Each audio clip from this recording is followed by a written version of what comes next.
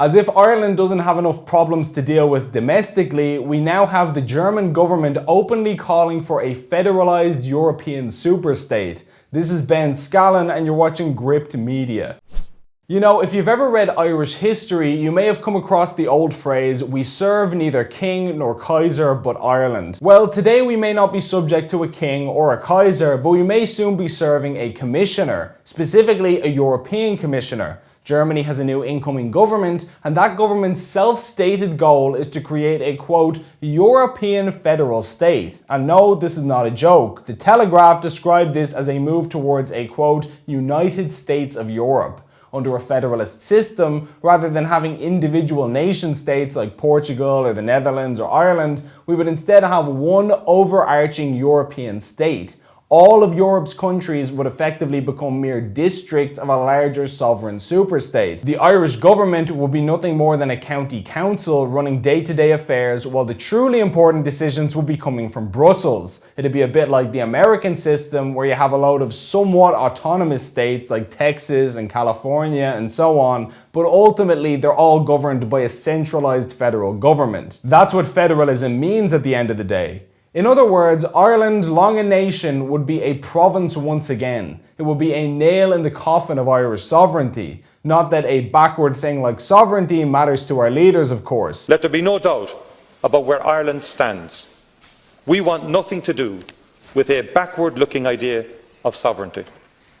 We remain absolutely committed to the ideals of the European Union. Now, a lot of people were shocked by this announcement from the German government, but frankly, I don't know why. European leaders have been very loudly signalling a desire to move towards a Euro-federalist goal for ages now. Even a young Leo Varadkar made it abundantly clear that he self-describes as a Euro-federalist. I suppose I'd like to change everything at some stage or another.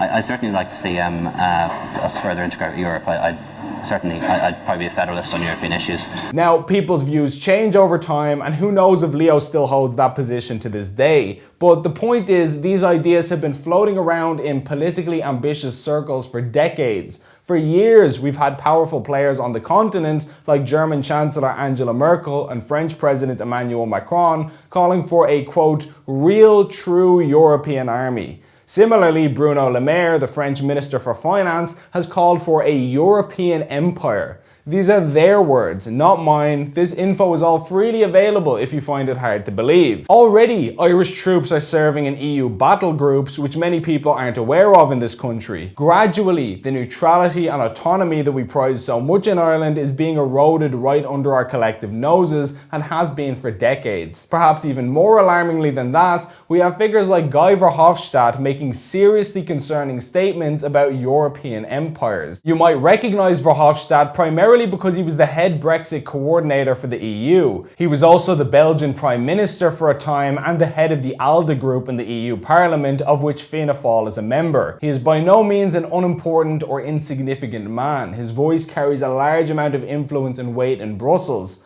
So with that in mind, have a listen to what Verhofstadt had to say about the future of the EU as he sees it. We cannot continue, dear friends, with a Europe that is always acting too little and too late. In the world order of tomorrow, the world order of tomorrow is not a world order based on nation states or countries. It's a world order that is based on empires. China is not a nation, it's a civilization, Han. India, you know it better than I do, is not a nation. There are 2,000 nations in India. There are 20 different languages that are used there. There are 4 big religions at the same time. It is the biggest democracy worldwide. The US is also an empire, more than a nation. Maybe tomorrow they will speak there more Spanish than English. I don't know what will happen. And then finally, the Russian Federation. The world of tomorrow is a world of empires in which we, European and you, British, can only defend your interest, your way of life, by doing it together in a European framework and in the European Union. A European empire. There it is in plain English for all to see. None of this is hidden or secret information. They're telling you openly what their goals are. While agreements like PESCO claim to just be about defense cooperation, that veneer is paper thin to anyone who listens to EU officials talk talk about their plans openly. Even democratic principles seem to fall by the wayside when it comes to the EU. For context, in European politics, unanimity means that all EU countries at the Council have to agree on a proposal before it can be adopted. Here's what Guy Verhofstadt had to say about that in 2011. And that is the real problem, colleagues. Why there is such a problem in this crisis? Because member states are reluctant to transfer new sovereignty and powers to the European Union. And we all know that the only way out of this crisis is a new transfer of powers to the European Union and to the European institutions. To top it all off, a new political party in Ireland is calling for the EU to be made into a superstate, complete with its own government, army and constitution, and it plans to run in the next election. Vote Europa, which was established in Hamburg, Germany in 2018, is a pan-European party with factions and chapters across numerous EU member states, most recently Ireland. The party's self-stated primary goal is the creation of a united federal Europe and a European government led by a European Prime Minister and a European President. Moreover, European countries that currently have seats on the UN Security Council would have their seats merged into one single European seat. This European superstate would have its own armed forces, and the party discusses the importance of developing a European military culture and identity along with a European Defence Force, or EDF,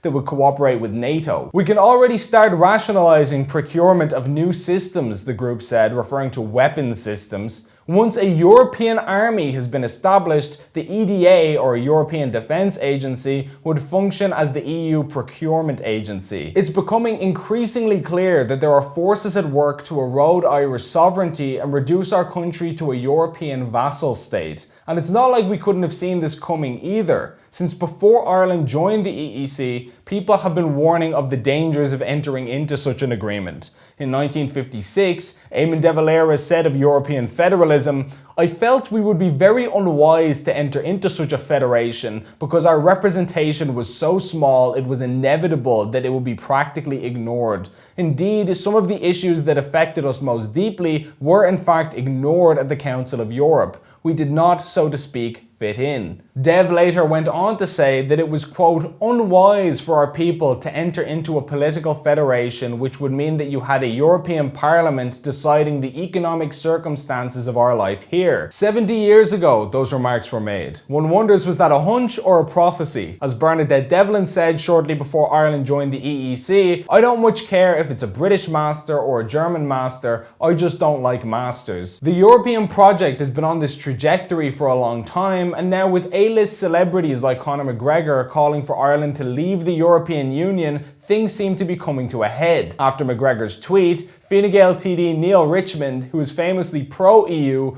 goaded McGregor with his own catchphrase, "You'll do nothing." "Economic partnership should not mean political surrender," replied McGregor. "Bailed out and locked in we were, and it was handily done. Lenihan was threatened and folded. Stockholm Syndrome comes to mind." He added that forced vaccination is a war crime, responding to EU President Ursula von der Leyen's call for mandatory vaccination across the bloc. "You think forcing people to inject something into their body is not a crime?" McGregor said. "People must have the right to choose. An attempt to mandate vaccination is coming per the head of the EU. I cannot agree to this. I know our lapdogs in power will just do as they're told." Who knows where all this will end up, but ultimately Ireland needs to have a serious national conversation about where we stand with our European neighbours and what our relationship will be with the bloc going forward.